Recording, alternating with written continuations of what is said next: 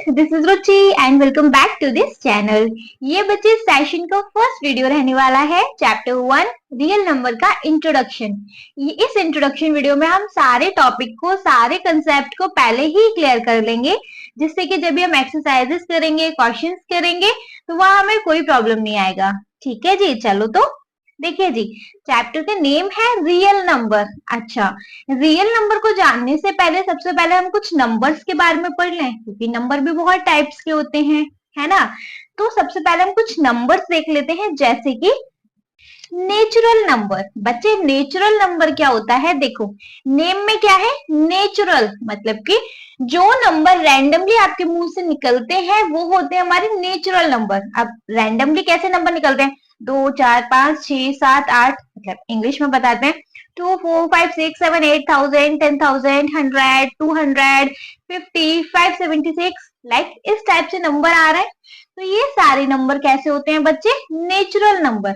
अच्छा, डेफिनेशंस के साथ देखते हैं। All positive countings makes the set of a natural number. जो नंबर 1 से स्टार्ट हो रहा है और वो इंफिनिटी तक जा रहा है, मतलब सारे पॉजिटिव नंबर जो 1 से स्टार्ट होते हैं और वो जाते हैं अप टू इंफिनिटी, वो कैसे नंबर होते हैं बच्चे? Natural number. नेचुरल नंबर समझ में आया? 1 से स्टार्ट हुआ और वो कहीं भी एंड नहीं हो रहा, मतलब नेवर एंडिंग नंबर्स हैं, कितने भी नंबर हो सकते हैं, है ना जी। स्टार्ट होते हैं 1 से, इनका स्टार्टिंग पॉइंट है 1।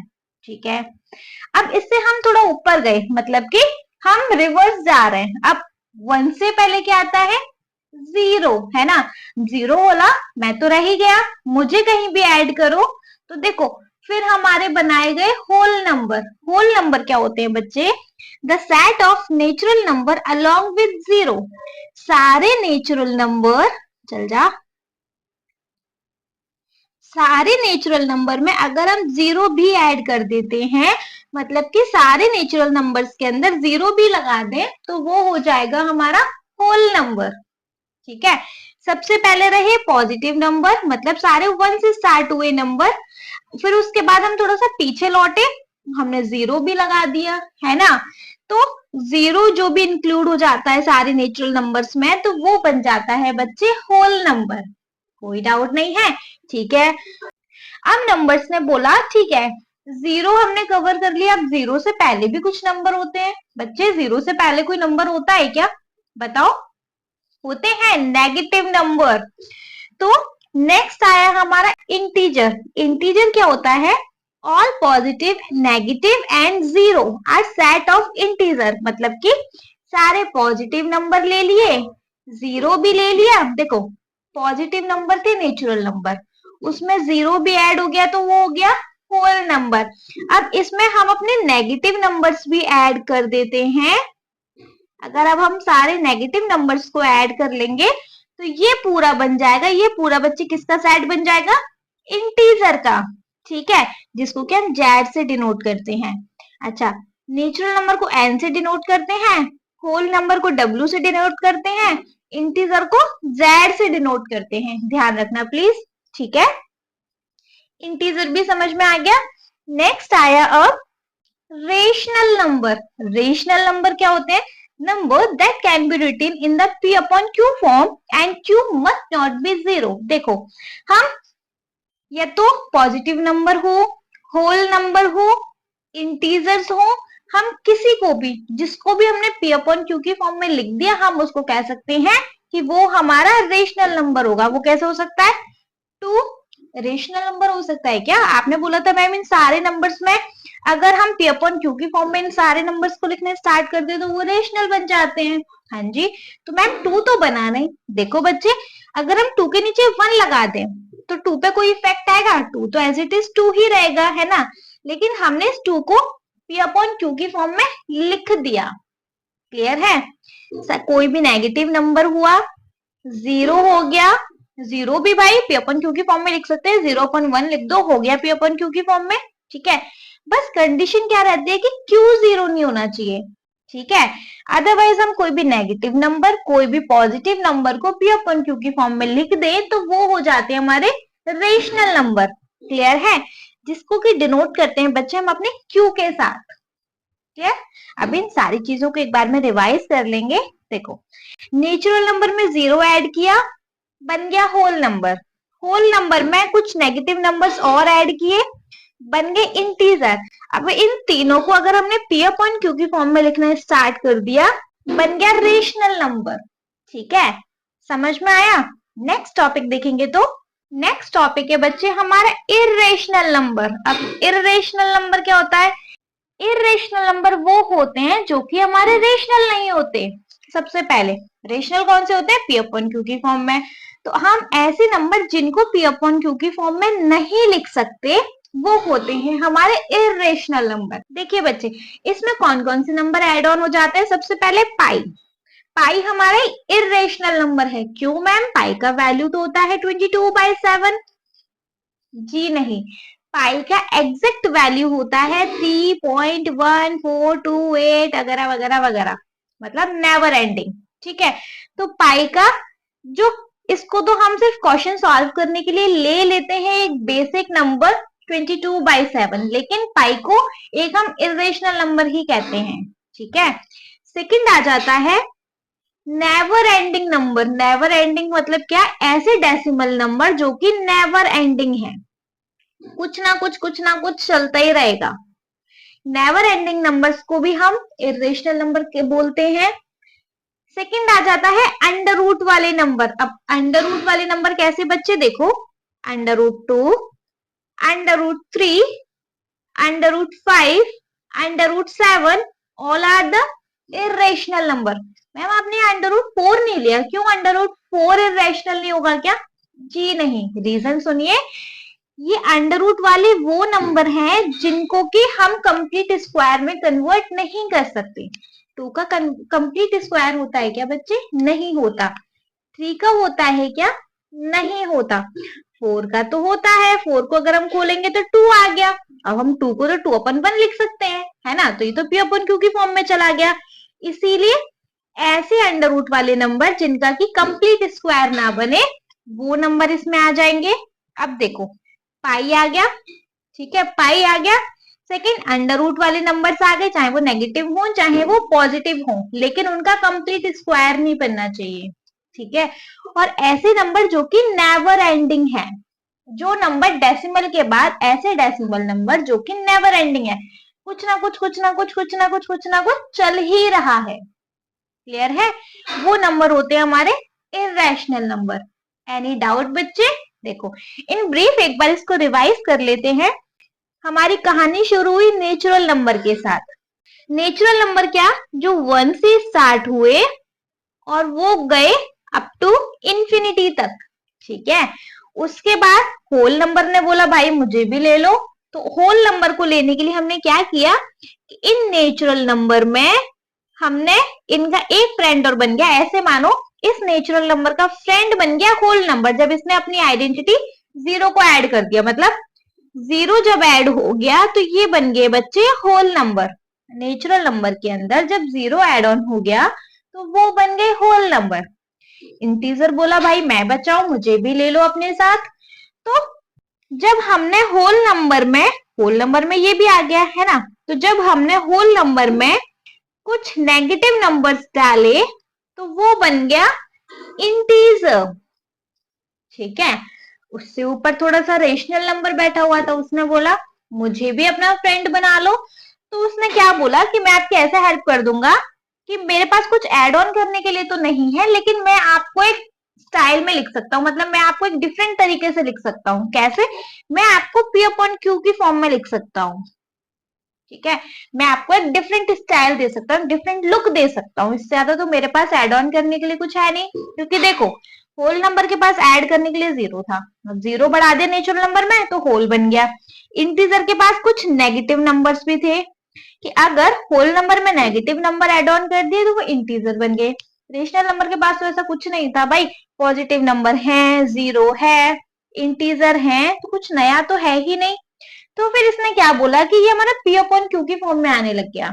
ठीक है, इसने बोला मैं आपको एक डिफरेंट स्टाइल दे सकता हूँ, मतलब कि मैं आपको पी अपॉन क्यू की फॉर्म में लिखवा सकता हूँ। ठीक है, चलो अब रियल नंबर ने बोला मेरे पास देने के लिए कुछ नहीं है, लेकिन तुम सारे मेरे असिस्टेंट हो, मतलब कि natural number, whole number, integer number और रियल नंबर किसके अंडर में आते हैं?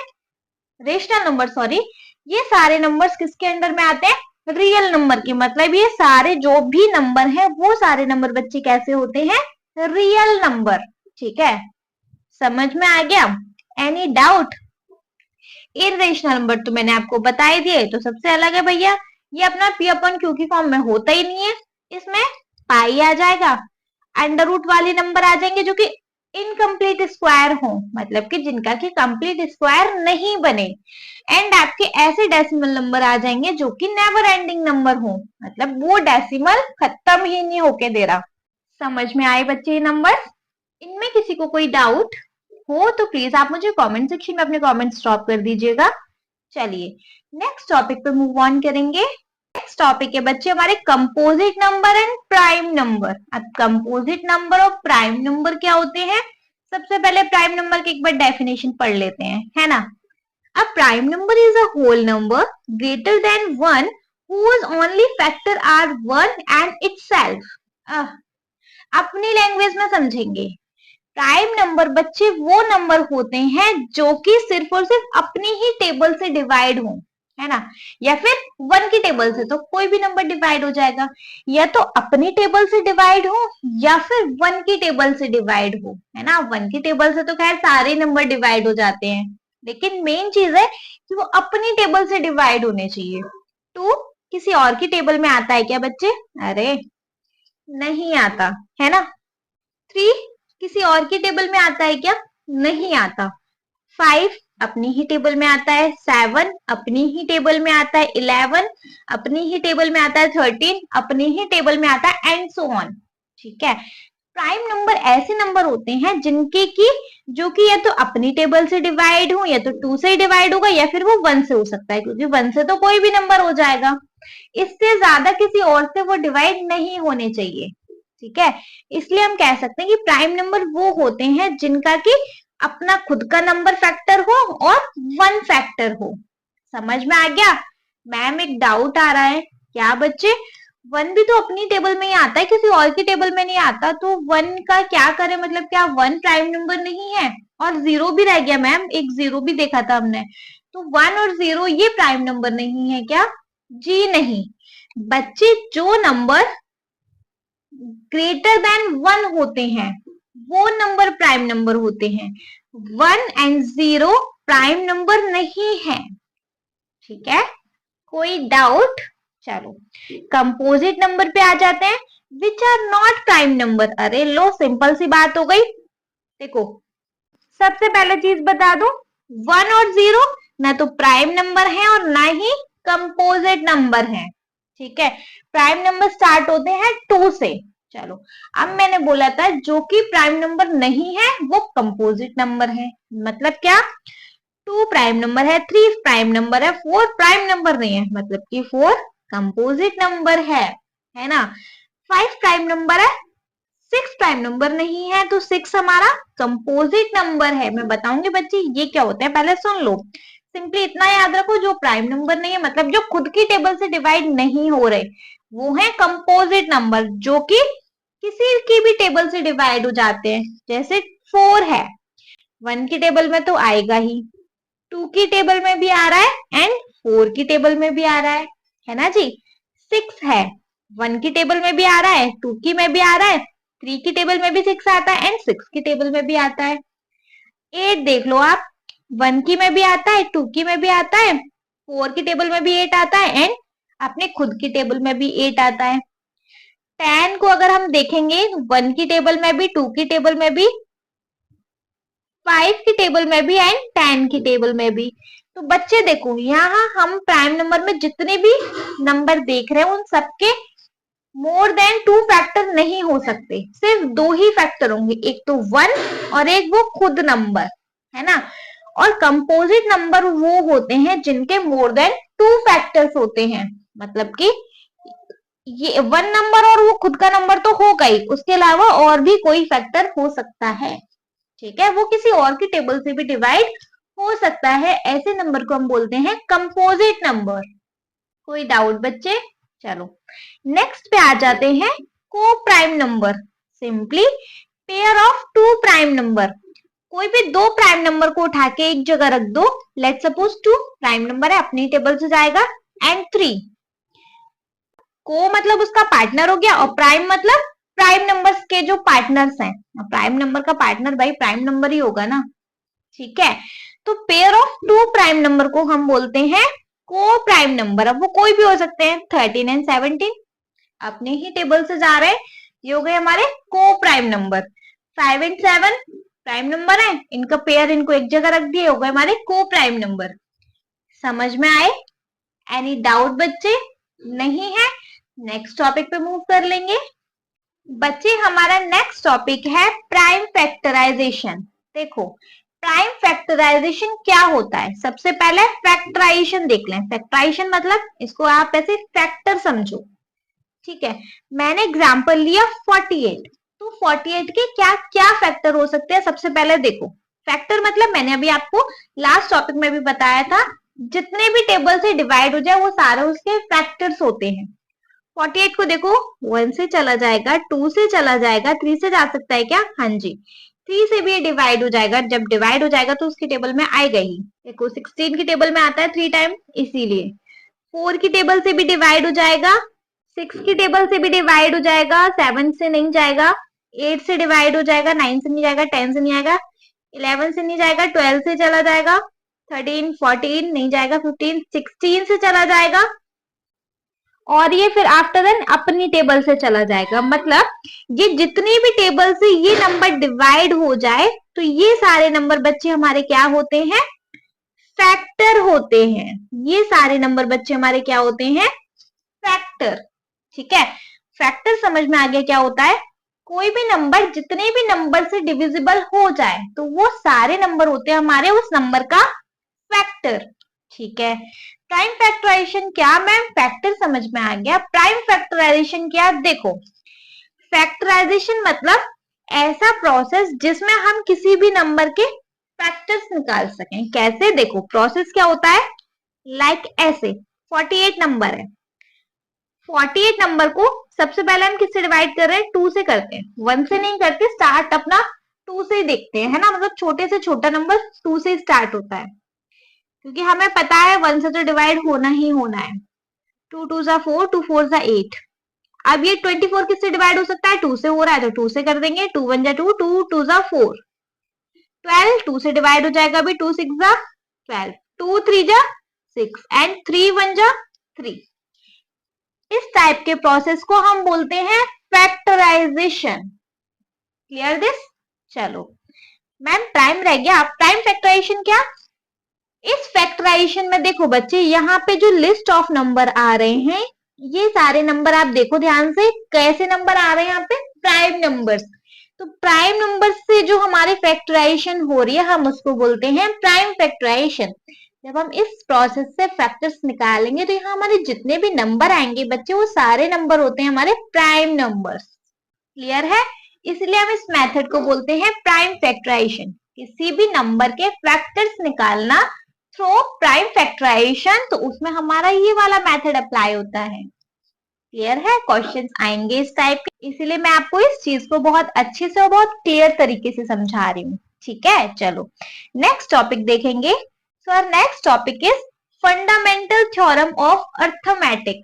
ये हमारी थ्योरम 1.1 भी है, ठीक है। ध्यान से पढ़ लेंगे, ध्यान से समझ लेंगे, बहुत इजी चैप्टर है, सिर्फ एक रिवीजन बेस्ड चैप्टर है। वैसे बच्चे मेनली तो ये फर्स्ट चैप्टर तो वैसे ही होता है क्लास 10th का, क्लास 10th 9th किसी भी क्लास का फर्स्ट चैप्टर तो वो रिवीजन बेस्ड ही होता है कि हमें कितना आता है पहले तो हम वही बता दें, है ना। चलो फंडामेंटल थ्योरम ऑफ अर्थमेटिक समझते हैं।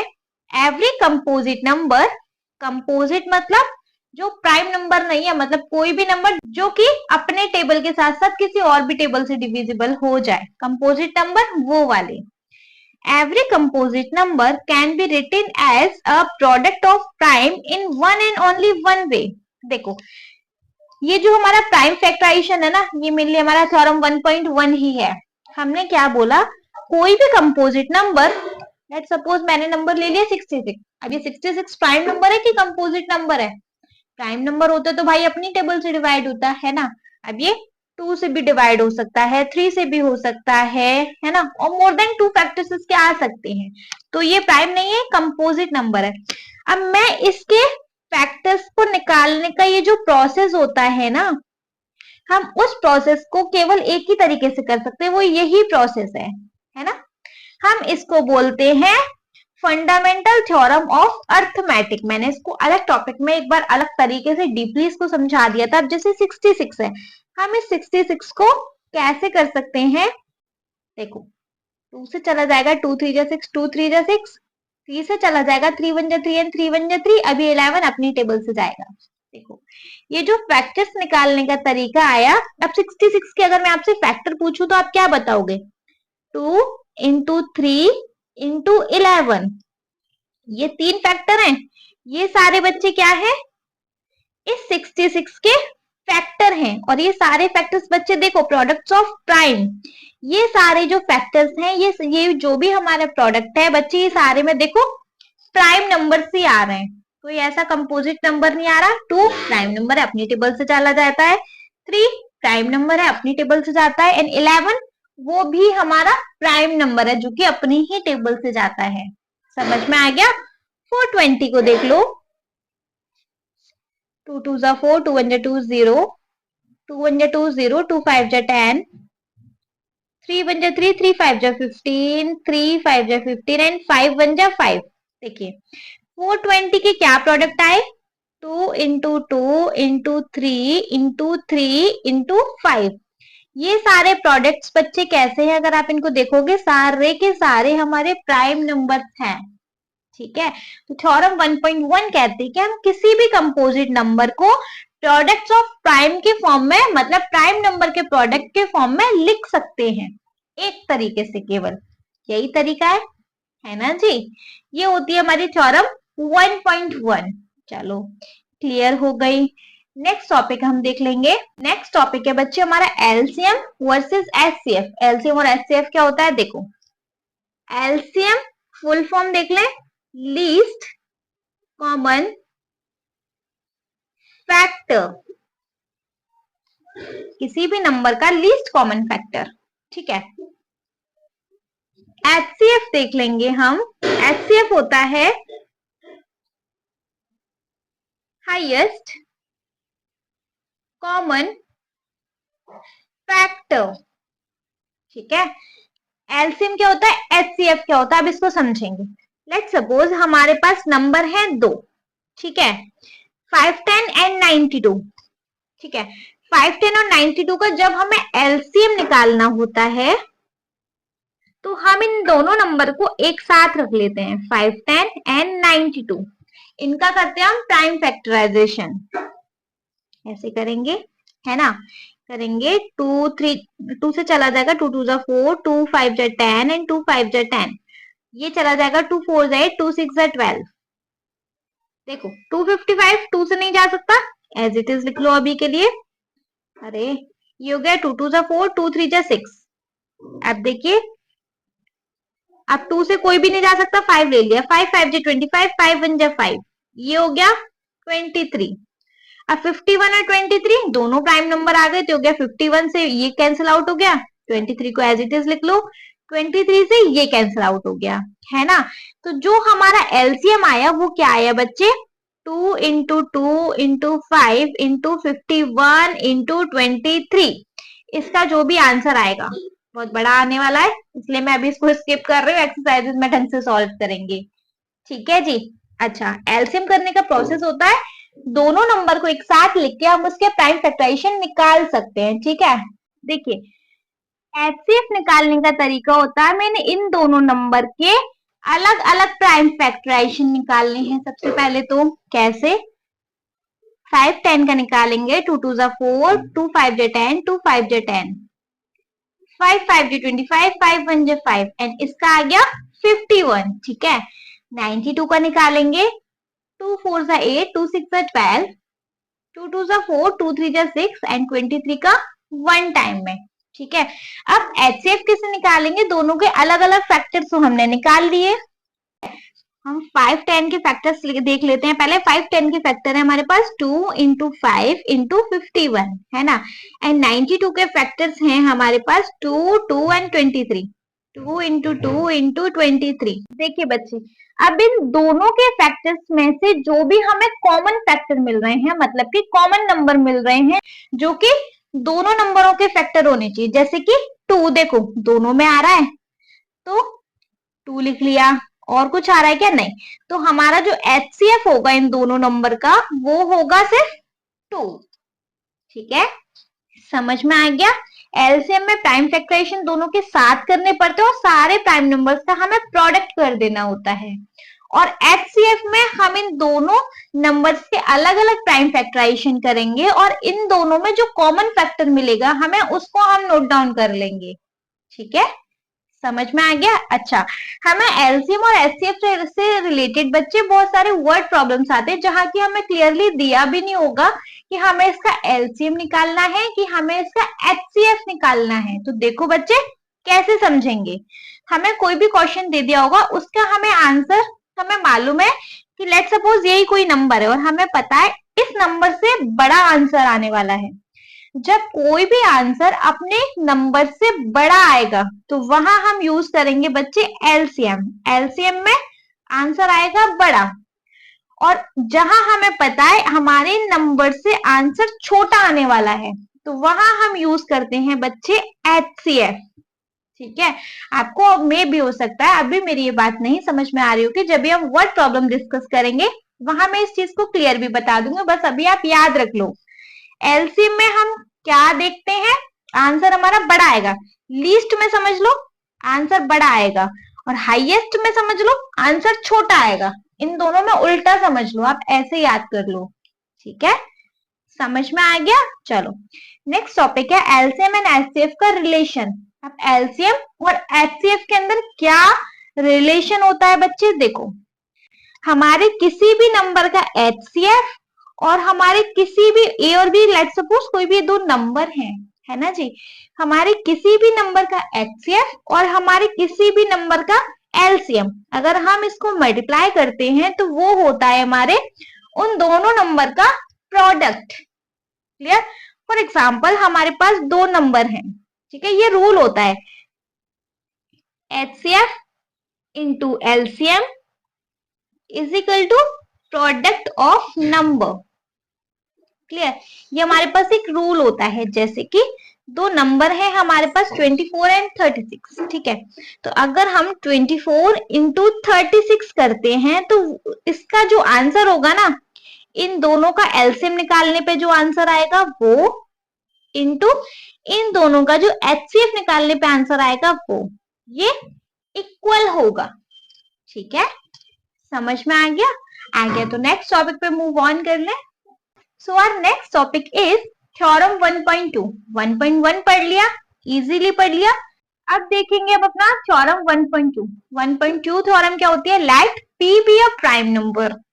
p हमारा कोई भी प्राइम नंबर है, ठीक है, and p divide a square, then p divides a where p is a positive integer. क्या बोला इस थ्योरम ने, देखो देखो सपोज मैंने बोला तो अगर 2 डिवाइड करता है लेट सपोज 36 को, है ना, 36 को मैं ऐसे भी लिख सकती हूँ 6 स्क्वायर, है ना, 6 का ही तो स्क्वायर है। अगर 2 किसी भी स्क्वायर वाले नंबर को डिवाइड कर रहा है तो 2 हमारा उस नंबर को भी डिवाइड करेगा। समझ रहे हो? जैसे कि अगर मैंने बोला 3 डिवाइड कर रहा है मेरे नंबर को, 3 डिवाइड कर रहा है बच्चे 6 के स्क्वायर को, है ना, 6 का स्क्वायर मतलब 36। अगर 3 36 को डिवाइड कर रहा है, मैं कह रही हूँ इसको 3 डिवाइड कर रहा है किसी भी नंबर के स्क्वायर को, तो 3 डिवाइड्स 6, 3 उस नंबर को भी डिवाइड करेगा। अब देखो यहाँ थ्योरम 1.2 कहती है अगर p कोई भी प्राइम नंबर है वो डिवाइड कर रहा है ए स्क्वायर को, ए स्क्वायर मतलब यहाँ कोई भी नंबर जिसका स्क्वायर है ना, ऐसे नंबर को डिवाइड कर रहा है तो p मेरा उस नंबर को भी डिवाइड करेगा। समझ में आई मेरी बात? p अगर किसी नंबर के स्क्वायर वाले नंबर को डिवाइड कर रहा है तो p उस नंबर को भी डिवाइड करेगा जिसका कि स्क्वायर हो रहा था। ठीक है, समझ में आ गई? ये थी बच्चे थ्योरम 1.2। नहीं समझ में आई तो जब भी हम एक्सरसाइजेस करेंगे तो वहां और अच्छे से एलिब्रेट कर करके डिस्कस करेंगे ना। यहाँ तो हम एक रफ इमेज बना बना के चलते हैं कि अच्छा हमारे इस चैप्टर में ये सब है, हमें ये सब पढ़ने को मिलने वाला है। ठीक है, चलो नेक्स्ट और लास्ट टॉपिक देख लेते हैं फाइनली आफ्टर देन खत्म। How to prove irrational number. बच्चे देखो, हमें एक्सरसाइजेस में बहुत बार ये देखने को मिलेगा कि हमें कोई भी इरेशनल नंबर को प्रूव करना है कि ये एक हमारा इरेशनल नंबर है। लेट सपोज मैंने नंबर ले लिया √2। √2 कोई भी एक इरेशनल नंबर हमें पता है क्योंकि हमें इसका कंप्लीट स्क्वायर नहीं मिल रहा है ना। जिस नंबर का कंप्लीट स्क्वायर नहीं है वो हमारा इरेशनल नंबर है। अच्छा, तो क्वेश्चन इसी टाइप से आएंगे, तो इसलिए ढंग से इस क्वेश्चन को आराम आराम से एक स्टेप के साथ समझ लेंगे। हमें √2 को इरेशनल प्रूफ करना है। बच्चे देखो कैसे प्रूफ करेंगे, बहुत आराम से समझ लेते हैं। यहाँ हम यूज करेंगे अपना कॉन्ट्राडिक्शन। कॉन्ट्राडिक्शन क्या होता है, मतलब मैंने बोला कि ये लड़का बहुत बैड है, गंदा है। ठीक है, लेकिन लास्ट तक आते आते उसके किसी फ्रेंड ने बोला कि इस लड़के ने इसकी हेल्प करी, इस लड़के ने आज एनिमल्स की हेल्प करी, ये लड़का घर के कामों में हेल्प करता है। तो मतलब इसके कुछ अच्छे अच्छे फीचर्स बता बता के दिए इधर उधर से, मुझे समझ सुनने में आए, है ना। तो फिर मुझे लास्ट में क्या पता चला कि अच्छा जो मैंने एज्यूम किया था कि ये लड़का तो बुरा है, तो मेरा एज्यूप्शन क्या हो गया कि रॉन्ग, ये लड़का तो इतना बुरा है ही नहीं। और जब ये बुरा नहीं है तो फिर ये बच्चे क्या है, गुड गाय है, ये हमारा गुड बॉय है ना। सेम एज मुझे अगर √2 को, वैसे तो मुझे पता है भैया ये इरेशनल नंबर है, लेकिन मुझे इसको इरेशनल प्रूफ करना है तो मैं यहाँ एक कंट्राडिक्शन लेके चलूंगी।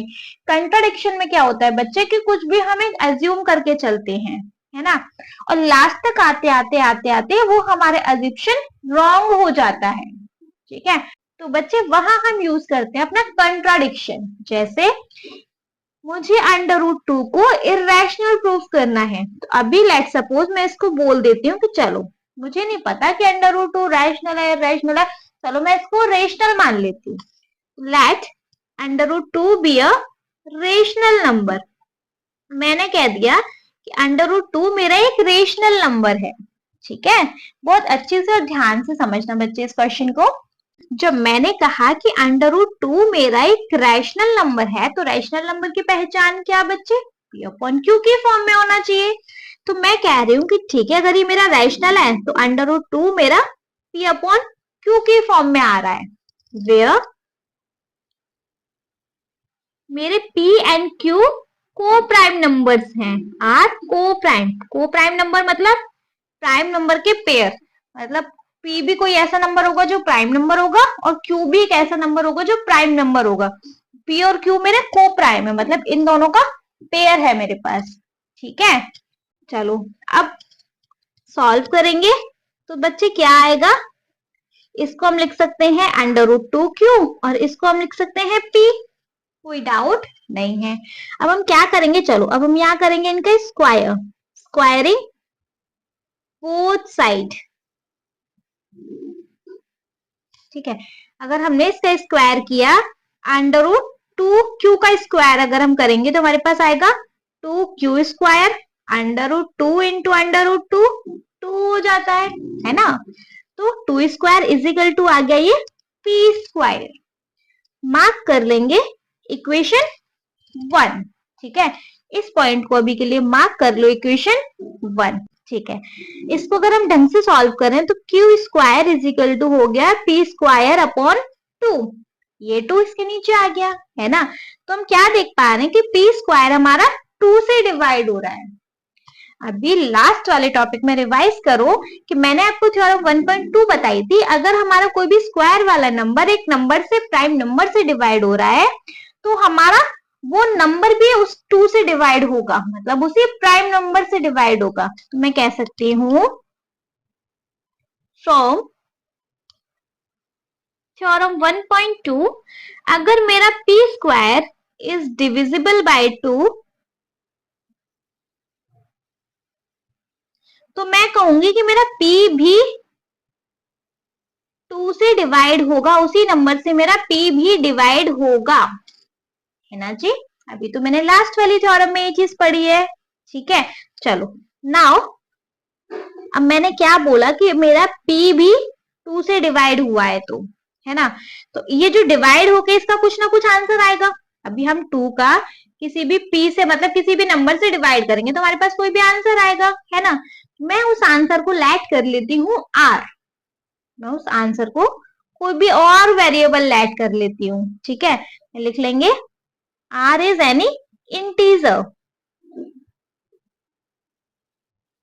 मैंने बोल दिया r कोई भी इंटीजर है, मतलब r कोई भी नंबर है मेरा यहाँ पे, ठीक है। यहां तक किसी को कोई डाउट? सेम चीज अब देखो यहां से रिपीट होने वाली है, ये यहां से कैसे, देखो देखिए बच्चे, इसको अगर हम ढंग से लिखें तो मैं इसको लिख सकती हूँ p is equal to 2r, भाई अपॉन 1 लगा के क्रॉस करके देखो क्यों गया, p is equal to 2r, ठीक है। अब मैं क्या कर रही हूँ कि मैं इसको स्क्वायरिंग कर रही हूँ, मतलब वो अभी जैसे पहले किया था सेम वैसे स्क्वायरिंग बोथ साइड। अगर मैं दोनों साइड्स को स्क्वायर करती हूँ तो मुझे मिला p square is equal to 2 to the 4 r square, कोई डाउट नहीं है। अब देखो इसको मार्क कर दो इक्वेशन 2, ठीक है जी। देखिए बच्चे अभी मैंने इक्वेशन 1 में बोला था कि p स्क्वायर का वैल्यू 2q स्क्वायर है, और यहां मैं बोल रही हूँ p स्क्वायर का वैल्यू 4r स्क्वायर है, तो मतलब ये दोनों आपस में भी इक्वल होंगे। मैं लिख सकती हूँ फ्रॉम इक्वेशन 1 एंड 2 मैं कह सकती हूँ कि मेरा 2q square is equal to होना चाहिए 4r स्क्वायर के, है ना। अगर मैं इसको ढंग से लिखूं तो q square is equal to 4r square upon 2, तो हो गया q square is equal to 2r square, कोई डाउट नहीं है, ठीक है। मैं इसको अगर और ढंग से लिखूं तो मैं लिख सकती हूँ इसको r square is equal to q square upon 2, by q के नीचे 2 लगा दो, ठीक है। अब यहाँ देखो मैंने बोला कि फ्रॉम थ्योरम 1.2 अगर मेरा q स्क्वायर 2 से डिवाइड हो रहा है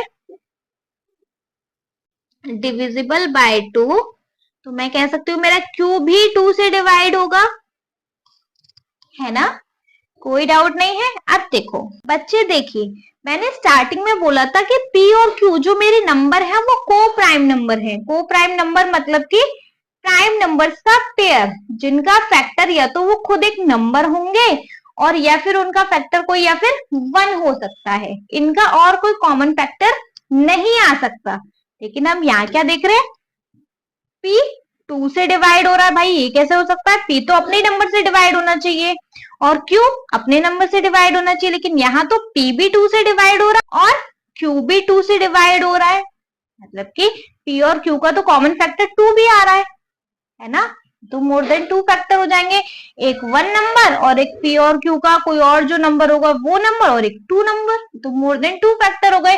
दैट मीन्स जो भी हमने एज्यूम करके चले थे वो हमारा यहाँ आके गलत साबित हो गया। तो हम यहाँ लिख सकते हैं therefore p and q are not co-prime। भैया हमने सोचा था p और q सॉरी प्राइम नंबर से, लेकिन यहाँ तो p और q को प्राइम है ही नहीं, विच मीन्स